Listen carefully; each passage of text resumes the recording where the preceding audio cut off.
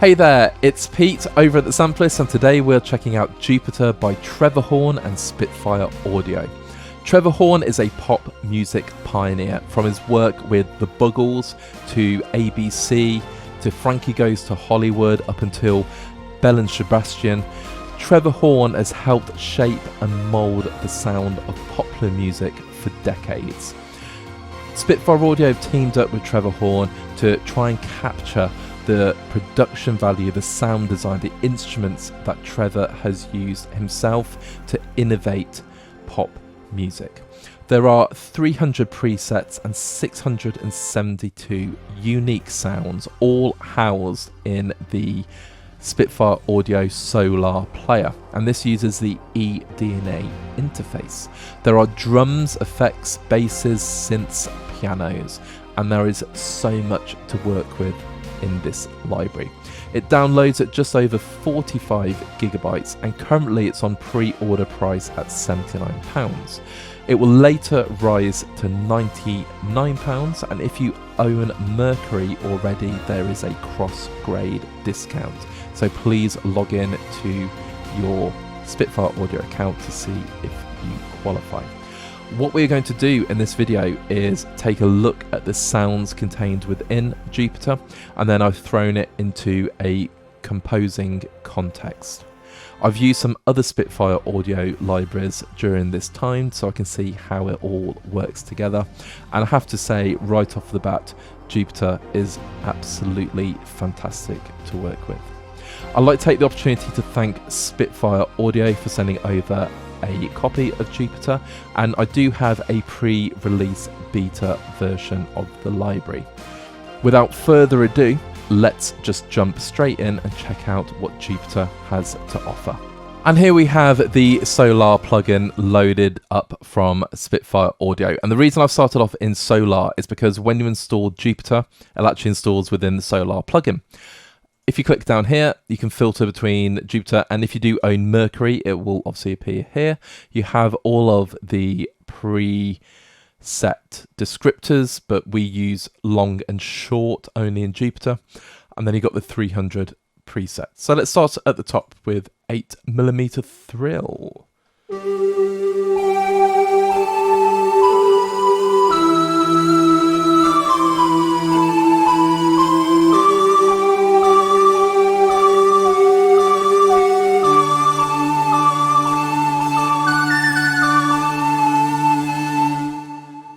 Beautiful. And if you use a mod wheel, obviously it's going to change the sound.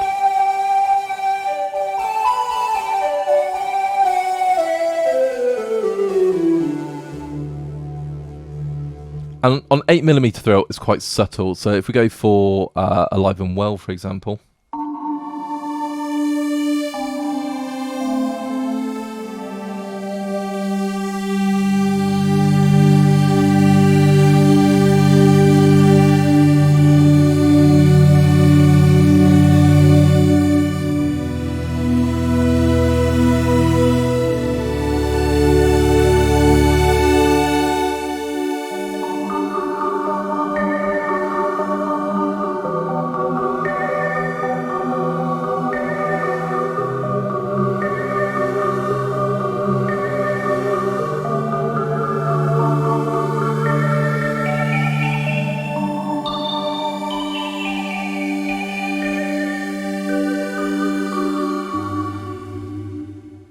Beautiful.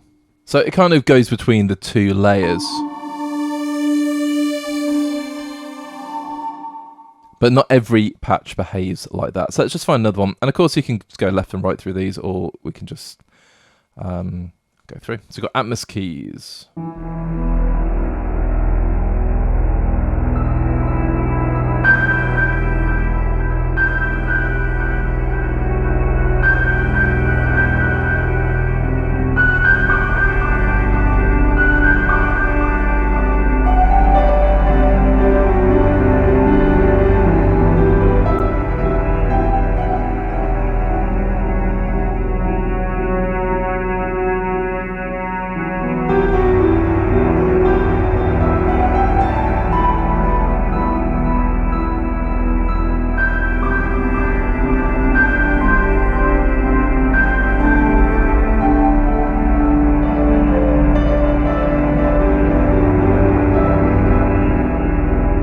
tried to incorporate the mod wheel there. But it's one of my all-time favourite sounds.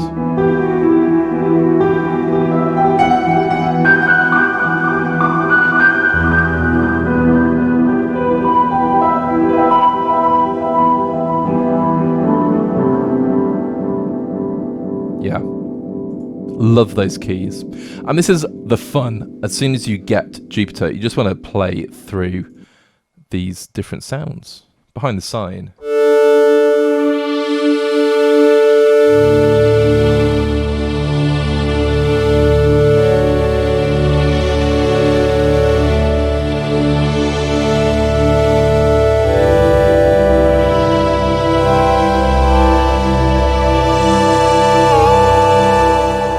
Absolutely love it. I did hit the pitch bend wheel there, but hey. Let's just go for another one. Collider.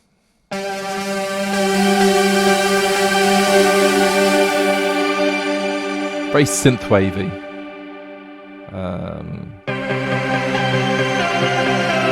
Not the playing there.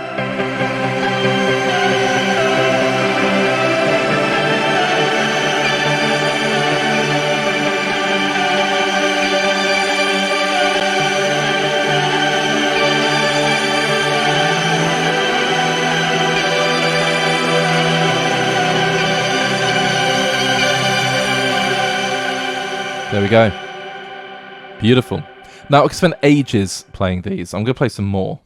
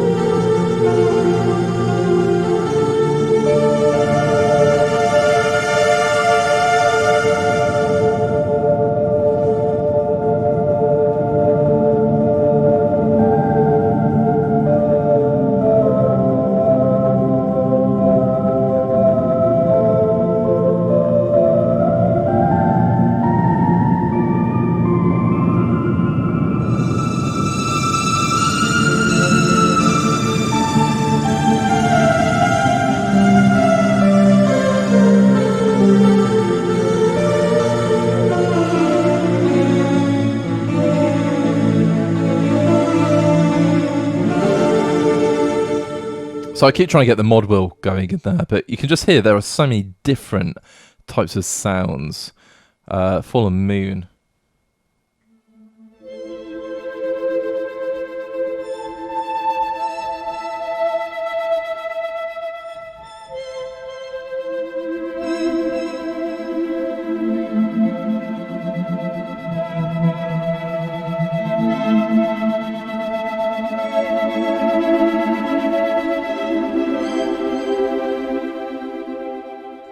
Very, very cool. Mold.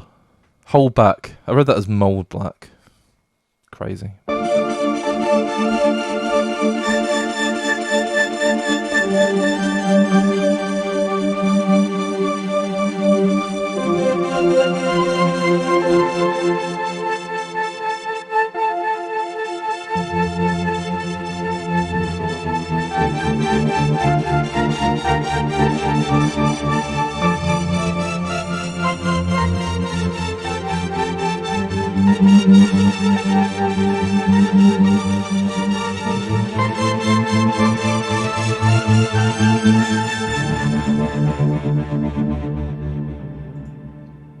Great stuff.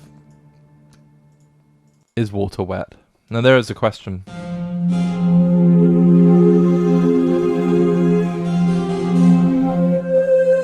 That's really cool.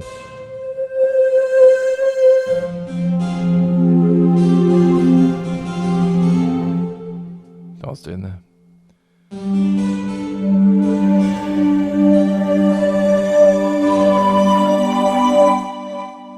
It's beautiful.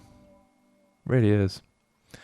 Mirage Artifact. I saw a Mirage on holiday. I will reference my holiday later in this video at some point. But I saw a Mirage. It's very, very cool.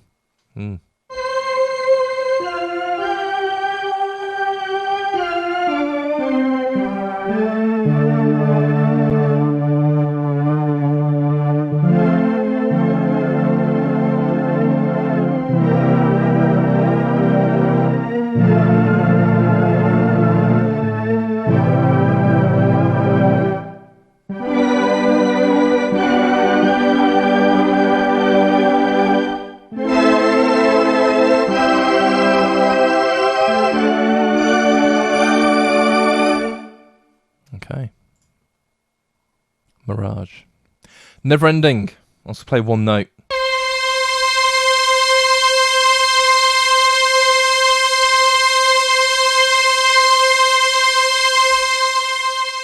I imagine that goes on the longer you play it.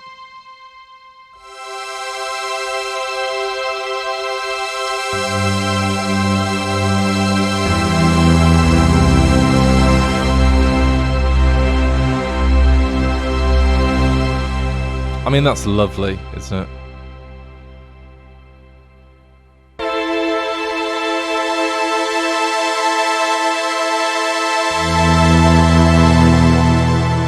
Let's go put some glide on it. I don't want to talk about the instruments too much, but I just want to hear what sounds like of a glide. He says,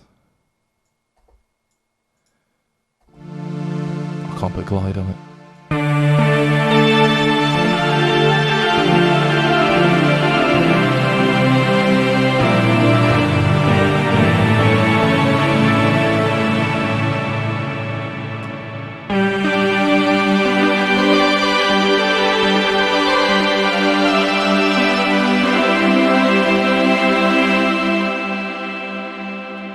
I'll talk about the controls a little bit later.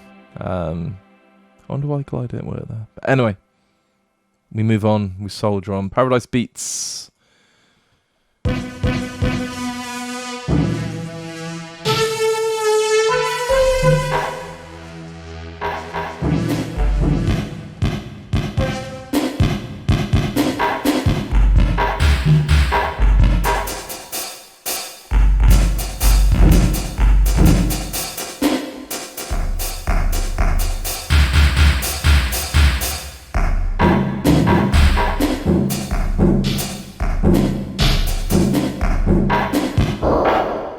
There's some really cool percussion in this instrument, and there's a good example of that. Paradise Beats. Proper chop.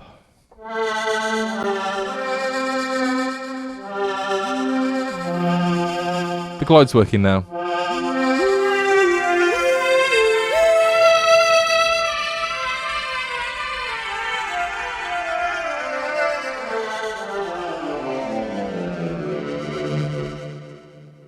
Lovely.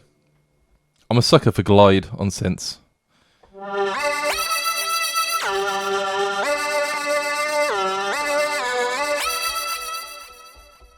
Yeah. It's really good fun. And please remember, this is a pre-release beta version that I did pick up a while ago. There we go. So if anything doesn't quite work in the way I expect it to, it's either me just doing something wrong. I think I was doing something wrong with the first instance of glide there. But it could be anything. So don't worry about that. So strange occurrences. What is strange?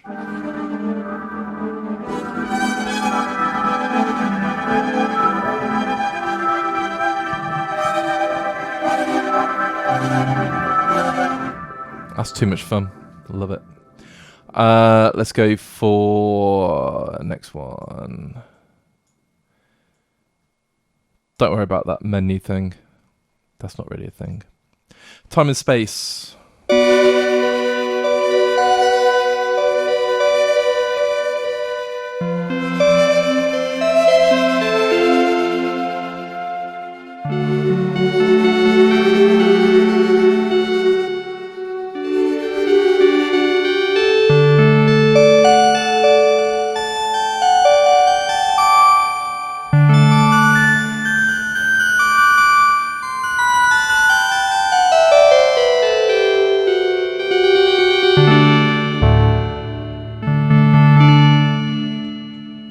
Lovely. I'm going to address the elephant in the room because this keeps happening and there's no way I can sort of go through the presets about it.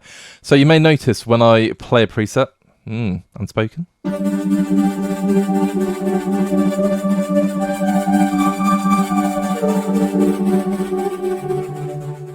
Fantastic. If I go back to it, you'll see that sometimes the presets disappear. Oh, that's amazing.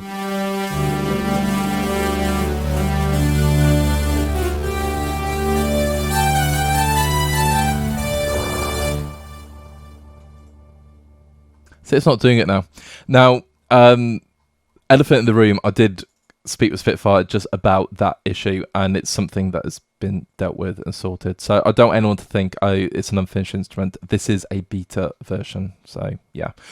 But you can hear the sounds are incredible. In fact, they're not just incredible, they're beyond incredible. Having a collection like this that really captures Trevor Horn's instrumentation, his production style is incredible. And it isn't just about electronic music and synthwave and pop music. I feel you can use this in lots and lots of different genres. Now, I'm just going to play one more preset. Follow Light.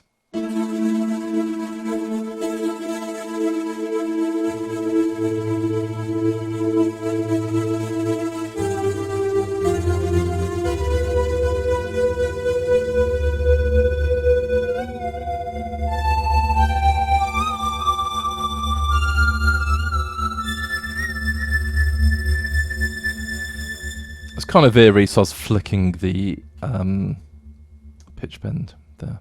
I did that on purpose that time. And we're going to use this preset just to talk a little bit about the instrument. So if you can click in the middle, you have the different effects. So if you want to, I'll try to think, low pass filter. So I'm going to learn this on my MIDI faders.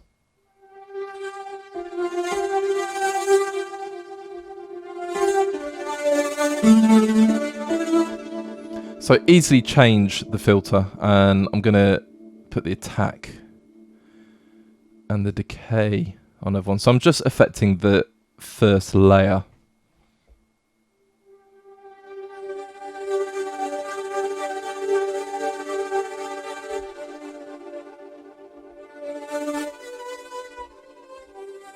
Okay, so it's really, really easy if you use MIDI learn. For example, I've done it now. If you use MIDI learn as part of your production, because I do a lot. Okay, so I'm just going to unlearn those very, very quickly. Now we have our effects in the middle. So again, I'm just going to, whoops, yeah, just a low pass one I'm going to remove. So we've got all of these different effects here, and of course you can click on the effects tab in the middle, and it's very, very cool. You've got EQ, got grain, auxiliary, tape saturation, flange, convolution, reverb, and you've got a limiter as well. And you can just adjust two effects bays, the auxiliary effects and master effects. It's just really, really cool to play around in terms of sound design. And then we've got the familiar part of the eDNA engine, and you can see we have the mod wheel control in the middle, got different shapes.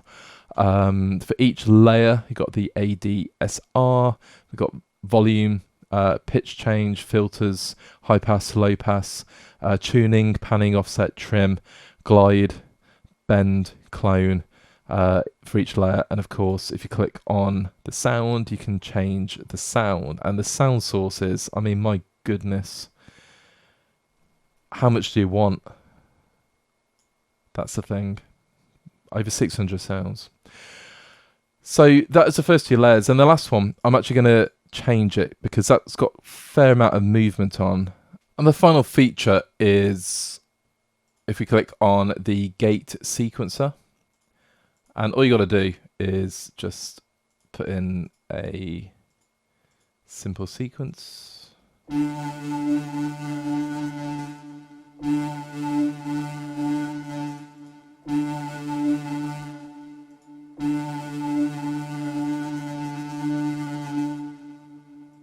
So it's very groovy, and you just adjust the length. So it'll play different layers.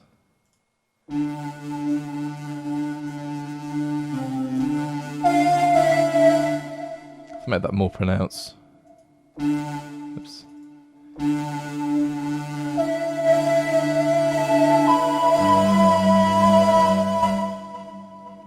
Yeah, it's very, very cool feature. So they are the features of the instrument, and there are plenty of videos that will go through the Solar plugin and eDNA. So if you want to learn more about that, go for that. But I just wanted to play the sounds and then jump into the composition. So here is the composition. And like I say, I've used some other Spitfire audio libraries, which I clearly labeled, and I will talk about them a little bit later. And please enjoy the color scheme. Yes.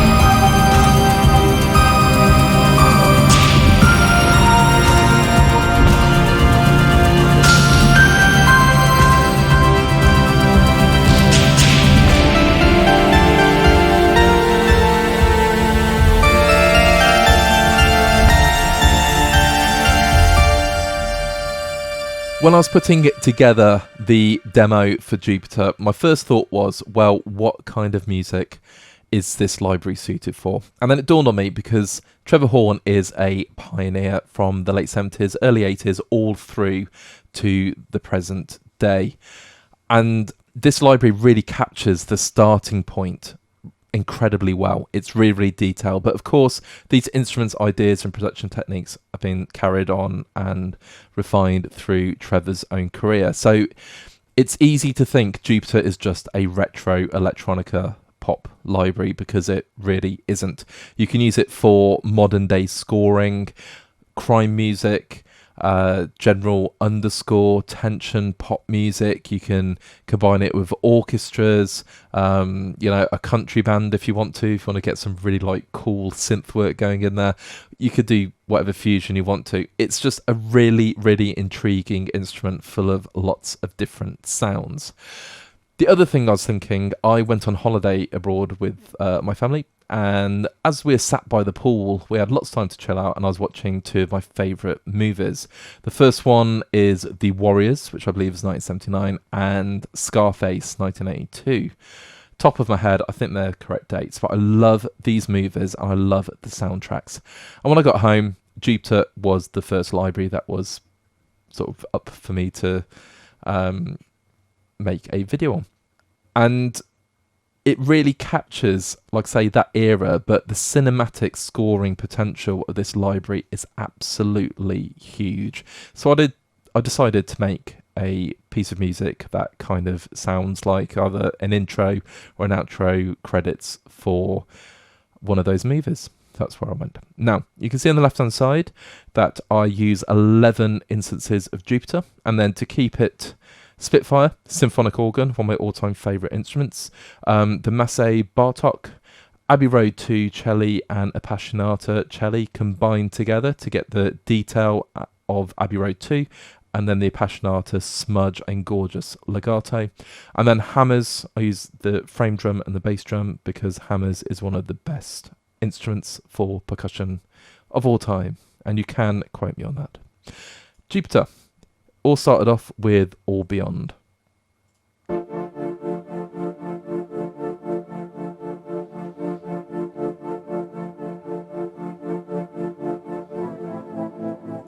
So that's gently oscillating its way through the chord progression. And then if I just add Avalon, which is kind of like a Brahm that I add in the second part of each chord, bass with the pad, and Doomsday, you get a great foundation.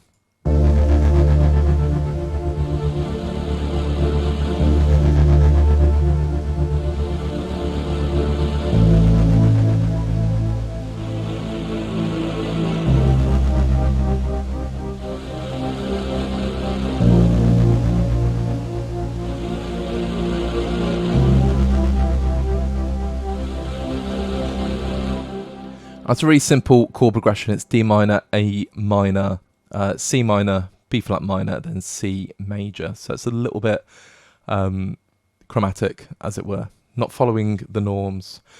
And then we got hammers. And hammers is just adding a bass drum or a loop.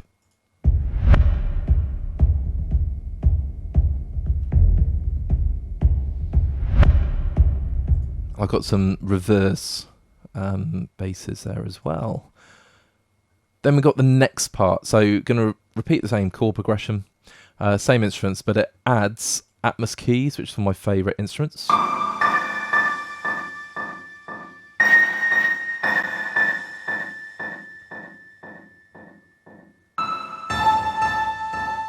And that has, it's like, we've got the ping pong stereo delay and the tape sound, but it's not drenched in reverb. It's quite dry and close, which is very, very cool. Then we've got angry beats, which sound like this.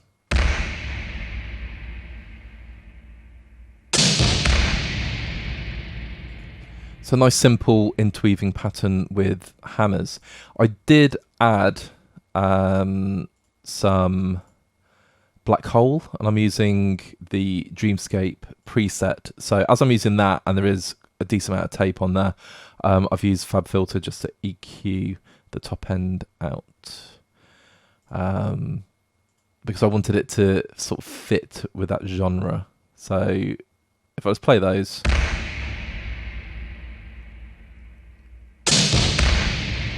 then compared to them out of the box, they do sound quite different.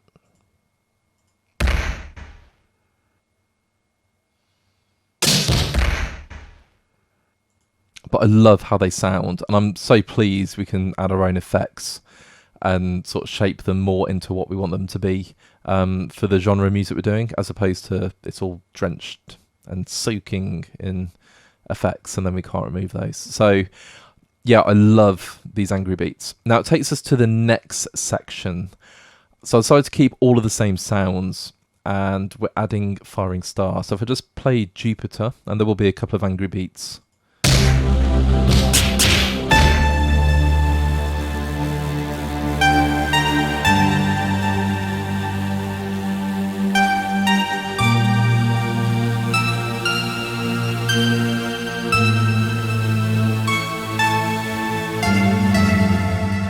Then we add Iridescent and Atmos keys, just play the same note. Oh, it's a D and an A. It's alternating. Let's just play that.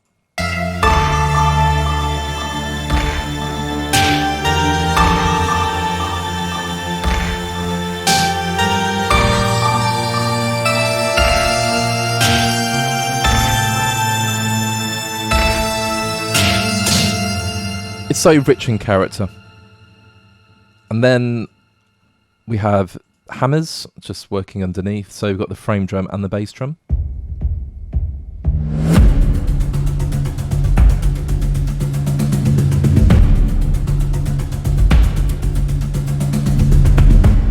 It's a crazy good instrument.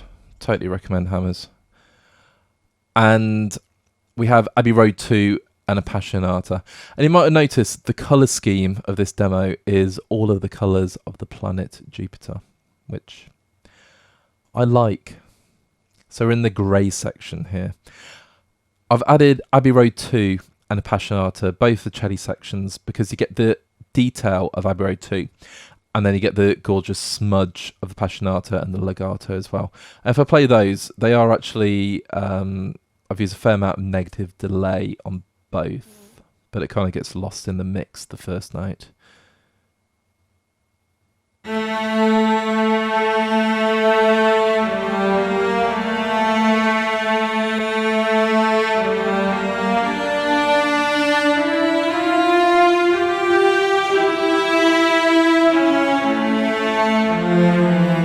And that's doubling the melody. So if I play that with the melody, you'll hear the negative delay. The cello will start before the synth.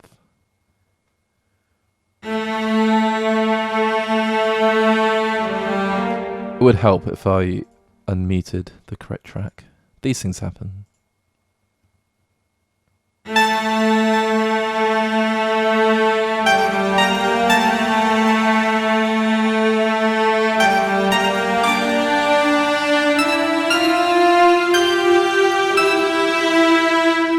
So in context, it all sounds beautiful.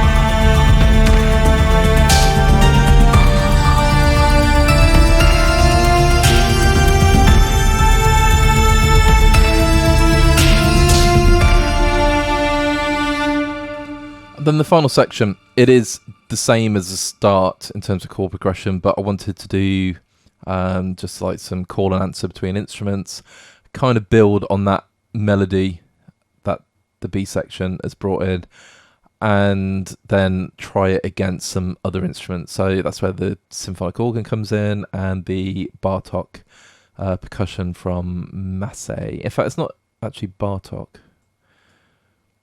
I keep saying it is. Is it Massey or Mass? Answers on a postcard. Mondo Plux, but it does sound a bit Bartok-y, pizzicato.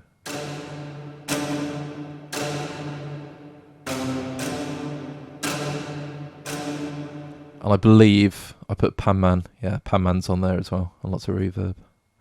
So we like Panman. It bounces around, and it's bouncing around with the keys as well.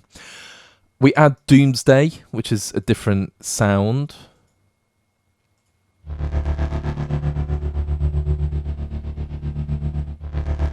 Again, it's full of motion and steady now as well.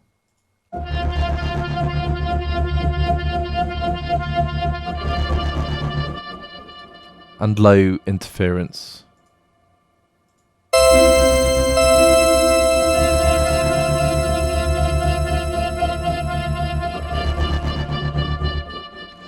Some very cool sounds going on there. And let's just hear that section.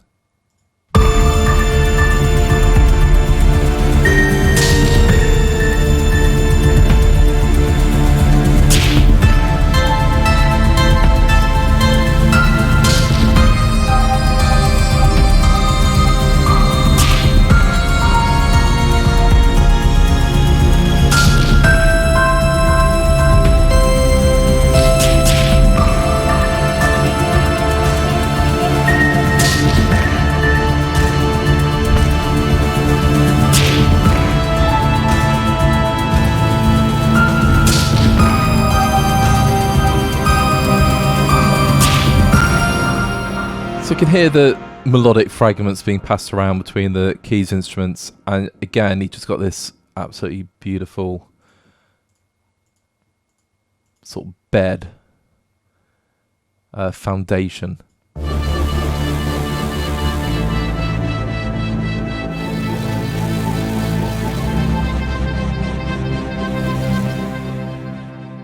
Just think that's gorgeous. And then finally, we just get to the end, and there's like a D minor little melody.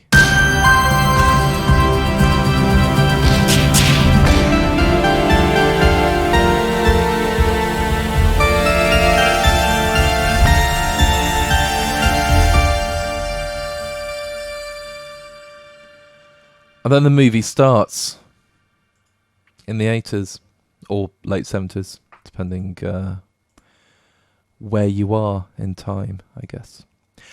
And that is the composition. Really, really simple. Did not take a long time to put together, but the biggest challenge was going through the presets and choosing what blends together really, really well, because everything is really, really usable.